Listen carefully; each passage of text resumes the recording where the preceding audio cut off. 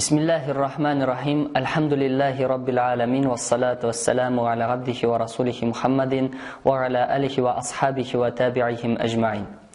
Umar radhiyallahu anhu шушы хакка сурасын тыңлагач, аятлары турында фикерләгәч, ул әйтә минем күңелемә ислам кирде ди. Ләкин ул шундук әле шәһадәт кәлимәләрендә әйтми, әле аның барбыр күңелендә сөйкле пәйгамбәрбез Мухаммад саллаллаһу алейхи ва салламга карата нәфрәт була. Шуңа дәлилләрдән bir вакыт ул пәйгамбәрбез саллаллаһу алейхи ва салламны үтерергә дип кылычын асып аңа таба юнәлә. Һәм юлда ул Нуайм ибн Абдуллах дигән кешене күрә, һәм тегесе әйтә: "Синең бит үзеңнең җизнең белән сеңлең ди, сеңлең Фатима ислам динен кабул иткәннәр, ягъни Мөхәммәднең диненә күчкәннәр ди, шулар белән эшеңне бетер ди." Умар радиллаһу анху бик каты кызып китә, һәм инде ул ачуланып үзенең сеңлесенә таба юнәлә. Бу вакытта алар янында Хаббаб ибн Арад радиллаһу анху Коръан укып утырган була, Таха сурасы ингән шурлар була. Һәм Умар радиллаһу анхуны алар килгәнен күрәләр, һәм Хаббаб шунда ук инде качып котыла.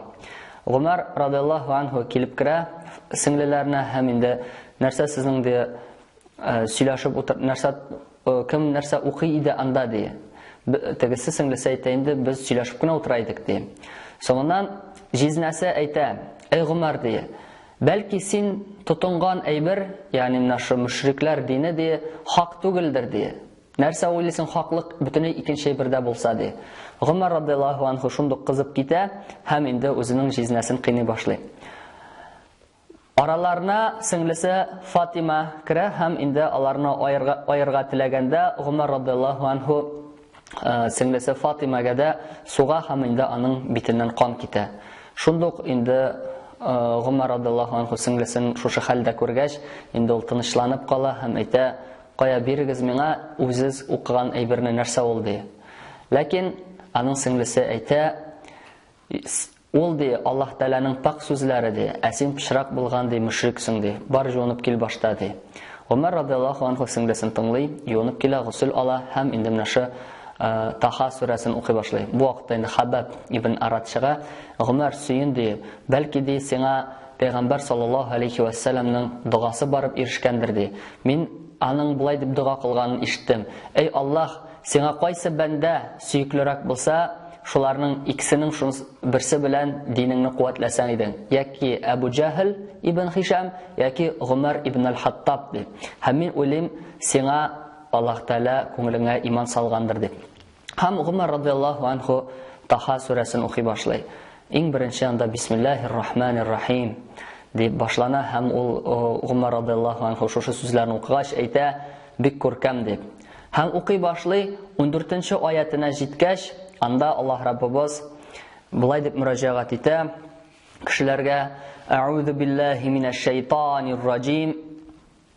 Иннани аналлаһу ла илаха илля ана фа'будни ва акимис-салата ли-зикри." Дөреслекдә мин Аллаһ Тәгалә. Миннән башка һичбер гыйбадат кылынырга лаеклы зат юк. Миңа гыйбадат кыл һәм мине искә төшерер өчен намаз укы. Аллаһумма салли ала Мухаммадин ва али Мухаммад. Шушыннан Гомар радиллаһу анху әйтә: "Мине дә Мөхәммәд алейхиссалам янына илтегез" ди. Һәм инде аны күрсәтәләр кайда булганлыгын. Бу вакытта пәйгамбәрбез саллаллаһу алейхи ва саллям Сафа калкулыгында урнашкан иде, һәм аның кырында мөселманнар да бар иде. Умар радиллаһу анху шунда юнәлә. Инде ишек яракларыннан мөселманнар күрәләр. Монда кылыч тоткан Гомар ибн аль-Хаттаб радиллаһу анху килә. Һәм инде билгеле кайбер зәгыйф мөселманнар куркып кала, ләкин Хамза әйтә, Хамза ибн Абдул-Муталиб, бу пәйгамбәр саллаллаһу алейхи ва салламның абыйсы дидек бит инде. Әгәр дә ди ул яхшылык белән килсә ди, без дә аңа карата хәерле булырбыз ди. Әмма дә ләкин ул монда бузыклык таратырга килсә, фитнә салырга килсә ди, без аның кылычы белән үк үтерербез ди. Бу вакытта пәйгамбәр саллаллаһу алейхи ва салламга шираттагы вахи иңә иде. Умар радиллаһу анхуны кертәләр, һәм инде пәйгамбәр саллаллаһу алейхи ва саллам аның янына чыга, һәм аны якасыннан торта һәм әйтә: "Эй Гомар, ди, сиңа ди ислам динен кабул итәргә вакыт түгелме?" ди. Һәм инде Аллаһ Тәгаләгә мөрәҗәгать итә: "Эй Раббым, ди, Гомарның йөрәген ислам өчен ачсаң иде", ди. Һәм Гомар радиллаһу анху "Ла илаһа иллаллаһ Мухаммад Расулуллаһ" дигән калиманы әйтә. Шунлыкта Аллаһ Тәгаләдән башка һичбер гыйбадат кылынырга лаеклы зат юк, һәм Мухаммад аның кулы һәм илчесе дип. Бу вакытта шушы өйдә булган бөтен кешеләр "Аллаһу акбар, Аллаһ Тәгалә бөек" дип тәкбир әйттеләр, кычкырып әйттеләр, һәм ул Мәккә тирәсендәге бөтен җиргә шушы тәкбир ишетелде. Умар радиллаһу анху белән Хамза радиллаһу анхуларның ислам динен кабул итүе әлбәттә яңа бер этәреш, яңа бер үсеш бирде ислам дине өчен. Һәм инде күп кенә сахабалар искә алалар, Гомар ибн аль-Хаттаб радиллаһу анху ислам динен кабул иткәч, безнең эшләр бар тик алга гына китте ди. Без батырайып киттек ди. Һәм инде аны Пәйгамбәр саллаллаһу алейхи ва саллям аңа Фарук дигән атама да бирә, ягъни хакны батылдан айыра белүче дип. Һәм Гомар радиллаһу анху ислам динен кабул иткәч, үзе искә ала торган була, мин уйладым ди. Кем соң Пәйгамбәр саллаллаһу алейхи ва саллямга иң күп дошманлык күрсәткән кеше дип. Һәм уйыма Абу Җахл дигән фикер килде ди. Мин аңа таба юнәлдем һәм ул мине яхшы каршы алды. Мин аңа әйттем ди, мин ислам динен кабул иттем дип. Ул минем бурным төбендә ишеген ябып куйды ди. Абыйыма барып әйттем, ул да шулай эшләде. Соңыннан мин ди Курайшлар арасында иң күп сөйләй торган кеше кырына бардым һәм аңа ислам динен кабул иткәнемне әйттем ди. Ул исә бөтен җиргә кычкырды ди. Гомар ибн аль-Хаттаб мөртәд булды, Гомар ибн аль-Хаттаб мөртәд булды, ул диннән чыкты ди. Шундый сүзләрне әйтеп, Гомар ибн аль-Хаттабны хурлый башлый. Гомар радиллаһу анху әйтә: "Мин ди бар тик ислам динен кабул иттем" ди. Һәм ул вакытларда гадәт буенча ислам динен кабул иткән кешене мөшрикләр җыелып бик каты кыйныйлар иде. Миңа таба да килделәр һәм без ярты көн буе сугыштык. Аннан соң минем хәлем бетте һәм мин әйттем: "Теләсә нишләтсәгез, мин дә исламнан чыкмыйм" дип. Һәм аны инде үзенең яклау астына кешеләр, хөрмәтле бер кабиләдән булган кешеләр ала һәм аңа берәү дә тия алмый. Аллаһумма салли ала Мухаммадин ва али Мухаммад. Абу Талиб бу вакытта борчыла, чөнки бик кыска гына вакытта Пәйгамбәр саллаллаһу алейхи ва саллямны берничә кеше инде үтерергә тырышты. Бу инде Абу Җахлны искә төшерик, таш бәреп атам дип, аны Аллаһ Тәгалә генә туктатып калды. Умар ибн аль-Хаттабны искә төшерик, ул кылыч тотып барды, Аллаһ Тәгалә аны туктатты. Һәм инде Абу Талиб аңлый иде, аның энесенә һәр көнне бер куркыныч янаганын. Соңыннан Абу Талиб Нашы Хашими лардан булган кешеләрне җыйды һәм инде нинди генә хәлдә булсак та без Мөхәммәдне сакларга дип сүз куештылар. Монда инде мусульман булганнары да сүз бирделәр, мусульман булмаганнары да сүз бирделәр. Илля мәгәр Абу Лахаб сүз бирмәде, чөнки ул кафирлар ягында Пәйгамбәр саллаллаһу алейхи ва саллямга ачык рәвештә каршы килә торган кеше иде.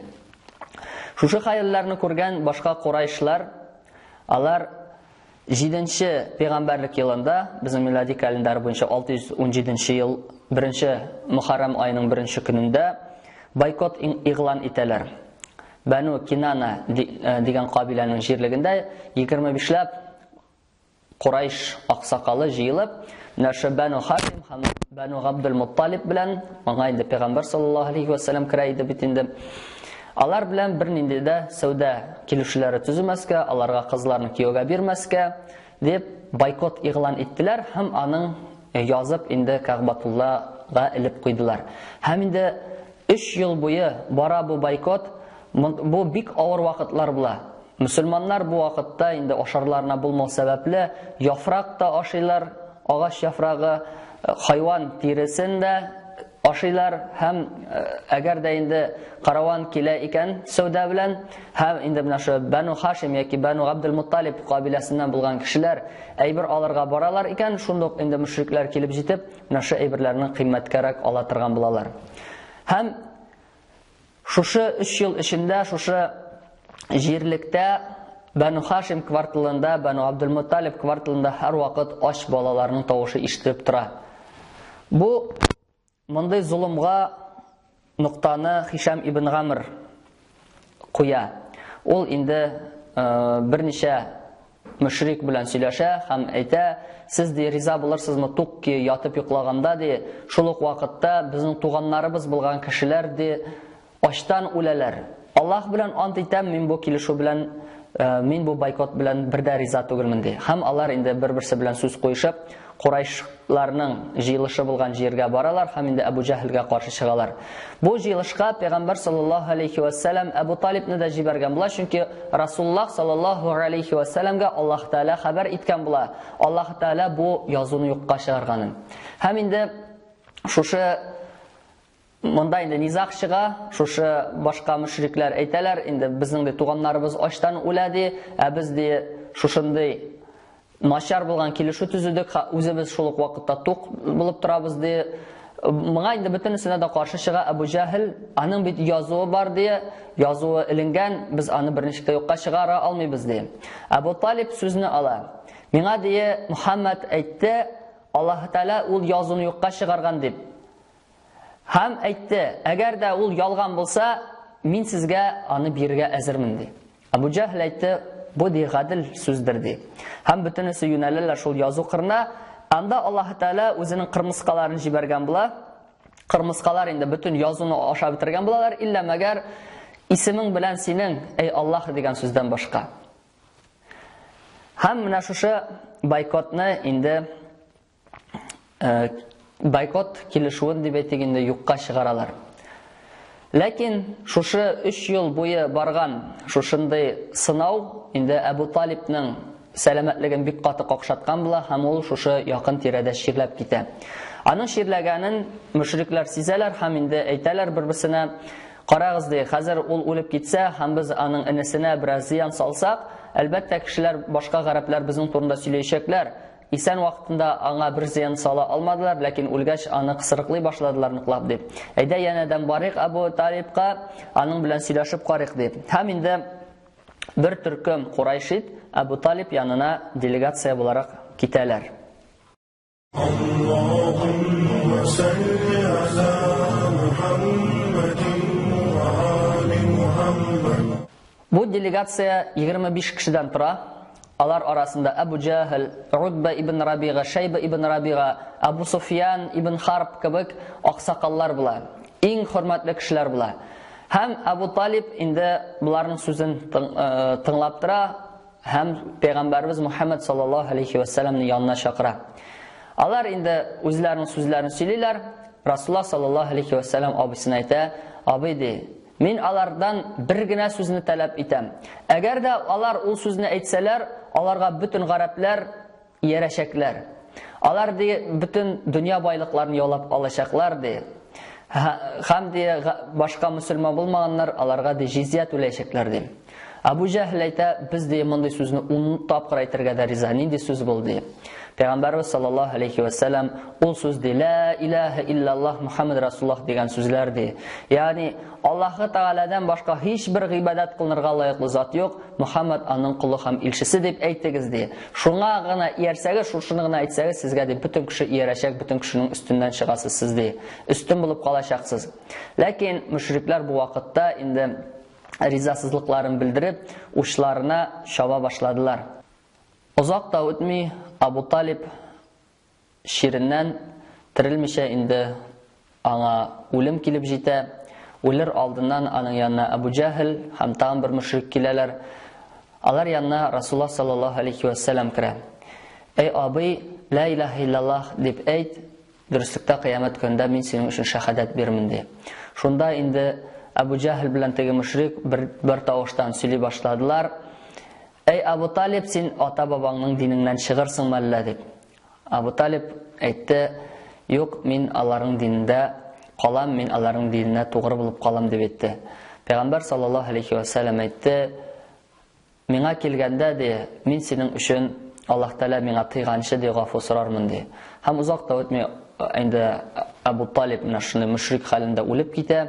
Һәм Пәйгамбәр саллаллаһу алейхи ва саллямга мөшрикләр өчен дуа кылу тыелганлыгы турында аятлар иңә. Һәм инде Расулуллаһ саллаллаһу алейхи ва саллямнан еш кына сорый торган булалар: "Нишләпсең Абу Талиб сиңа шул кадәр күп ярдәм итте, шул кадәр күп булышты сиңа, син аның өчен сорамадың" ди. Yani cennet sıramadın diye. Peygamber sallallahu aleyhi ve sellem ayta, "Benim duam bulmasa diye, men soramagan bulsam, ol diye cehennemnin en tübünde bulur idi" diye. Qaragız, nindi әйбәт кеше булды. Peygamber sallallahu aleyhi ve sellem'nin kichkina vaqtidan olib, o'sgancha saqladi, yoqladi, aning har vaqt sirdashi bo'ldi, lekin shu dunyodan mushrik bo'lib ketdi ham anga mangilik jahannam bo'lacak. Alloh saqlasin. Bu voqea bilan ikkinchi tag'i da bundan zo'roq bo'lgan bir voqeani sanavli kunlar gina ayirib turadi. Qay bir rivoyatlarda 2-3 kun deyiladi, qay bir rivoyatlarda 2-3 oy deyiladi. Peygamber sallallahu aleyhi ve sellem'nin xotini Hadisha anabız, Hadisha bint Huwaylid bu dünyanı tashlab ketdi. Anga bu vaqtda 65 yosh edi. Rasululloh sallallahu aleyhi ve sellem'ga bu vaqtda 50 yosh edi. Hadisha anabızning endi islomdagi o'rinin endi aytasi da yo'q. Yetarlik bular bir so'z, ul birinchi islom dinini qabul etgan kishi. Peygamber sallallahu aleyhi ve sellem'ga payg'ambarlik keluvi bilan ul uyine qaytib xotinini siladi, ham xotini ana endi butun kishi yolg'onchi deganda, sen de yolg'onchi tugul, sen haq, sen payg'ambar deb anga iymon keltirdi, ham endi anga erdi. Ham shulay endi bir vaqt shunday bir voqea bilan Hadisha anabız isen vaqtda payg'ambar sallallohu alayhi vasallam yanına kela, ham endi osharga olib kelgan bilan Jibril farishta ayta, "Ey Muhammad de, har senga Hadisha keltirashak de, rizq bilan sen anga de Alloh taolaning salamin aytdi." Ham endi payg'ambar sallallohu alayhi vasallam shulay ayta, anga de jannatda Zubarjatdan bo'lgan uy bo'lar deb Hadisha anabızni. Ana shu payg'ambarlikning 10-yili, bu endi 620-yil yaqincha anna Rasululloh sallallohu alayhi vasallam o'zi qayg'u yili deb atay. Abu Talib o'lib ketuv bilan endi Rasululloh sallallohu alayhi vasallamni niq izarlikli boshlaylar. Aning bitlarına da tükürələr, anı suğalarda, hem indi Peygamber sallallahu aleyhi ve sellem belki Taif şəhərində İslam din qabul etirlər deb Zeyd ibn Haris bilan çıgıb ketə, lakin Taifda anı tağı da nığıraq rəncitələr. Peygamber sallallahu aleyhi ve sellem anda 10 gün boyu kişilərini dinge indi, lakin tigiləri bütün naşar kişilərini jiyib Rasulullah sallallahu aleyhi ve sellem'e taş atıp quvub çıqaralar. Hem şu vaqtda bilgileyinde Peygamber sallallahu aleyhi ve sellem her vakit hatanı özünden izledi. Aның bu vaqtda ko'ngli to'la siqrov edi. Ham shu vaqtda aның yanına Jibril farishta ham Tov farishtasi kelalar. Alar anga salam aytgach, Tov farishtasi so'zini Allah ham ayta, "Ey Muhammad, sening birgina so'zing jeti. Agar da sen tilasang, men shu xalqqa mana bu tog'larni ostin ustga aylantirib qoplarman, hammalarni yo'qqa chiqarman" dedi. Ham payg'ambar sallallohu alayhi va sallam ayta, "Yo'q, men balki shu xalqdan bir Alloh taolagagina ibodat qila turgan xalq bolalari o'sib chiqir deb umidlanam" dedi. Mana bu endi Alloh taolaning "Va innaka la ala xuluqin azim" degan oyatlarına dalildir. Ya'ni durustlikda sening xulqing buyuk. Tov farishtasini endi Alloh taolo ruxsat etgan bular shu xalqni yo'q etirga, payg'ambar sallallohu alayhi va sallam ularni g'afo etdi. Ham kelajakda Taif xalqi endi islom dinini qabul etdi, ham endi islom dinidan kishilar turkum bo'lib chiqqanda da Taif shaharida kishilar islom dinida qola beradilar.